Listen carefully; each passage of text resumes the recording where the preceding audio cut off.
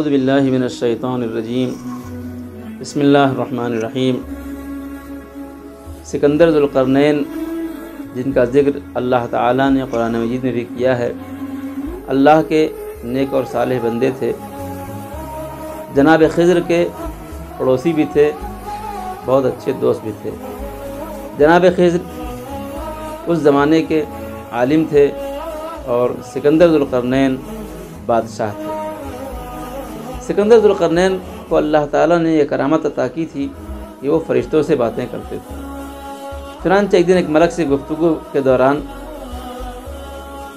اس فرشتے نے کہا کہ اے سکندر، اس زمین کے اوپر ایک چشمہ ہے جس کو عین الحیات کہتے ہیں، یعنی حیات کا پانی، حیات کا چشمہ، جو انسان اس سے پی لے گا وہ کبھی نہیں مرے گا۔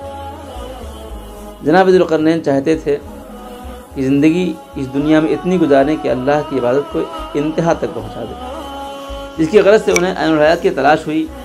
جناب خضر کو لے کے ذوالقرنین آب حیات کی تلاش میں نکلے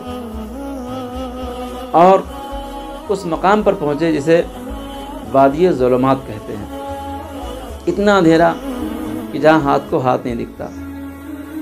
اس وادی ظلمات میں جانے سے پہلے ذوالقرنین نے اپنے تمام لشکر والوں کو اور جناب خضر کو ایک ایک مچھلی دی، مردہ مچھلی، اور یہ بتایا گیا کہ اسی وادی ظلمات میں کہیں آب حیات کا چشمہ ہے جس کو ہم امرت کہتے ہیں، کہ جو اس کو پی لے گا وہ کبھی نہیں مرے گا۔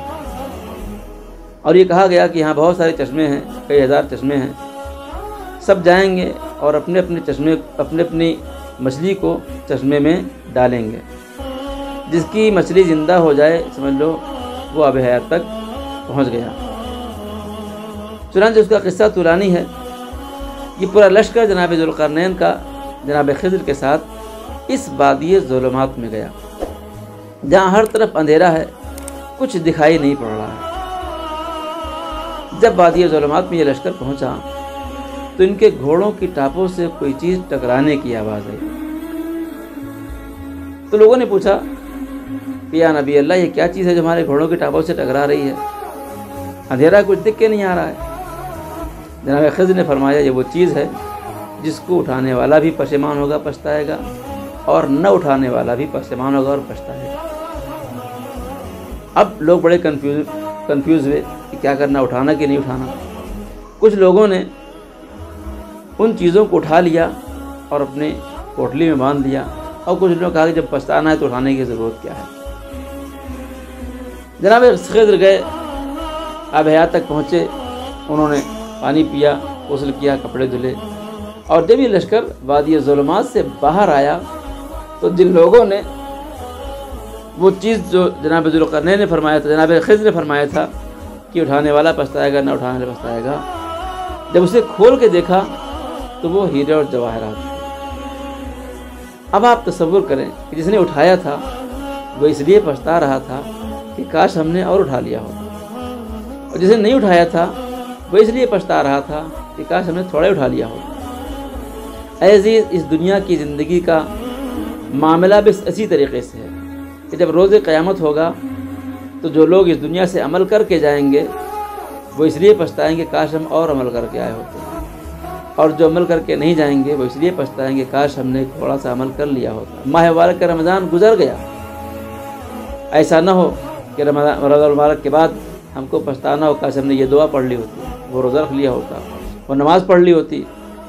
لہذا ہمیں چاہیے کہ اس ماہ مبارک کے رمضان میں جو بھی ایک دن جو بچا ہے، شاید کل کو انشاءاللہ چاندہ نکلے، اس ہم ایک دن کو غنیمت سمجھیں اور اپنے عمل کو ایسا بنائیں کہ روز محشر ہم کو پچھتانا نہ ہو کہ ہم نے کاش یہ عمل کیا ہوتا۔ اہل بیت علیہ السلام کے وسیلے سے اللہ تعالیٰ نے ہمیں تمام چیزوں کو بتا دیا ہے، کیا کر کے آنا ہے، محشر میں کیا ہوگا۔ اسی لیے روز محشر چونکہ اکثر لوگ حسرت کریں گے، اسی لیے میدان محشر روز قیامت کا نام یوم الحسرہ رکھا گیا ہے۔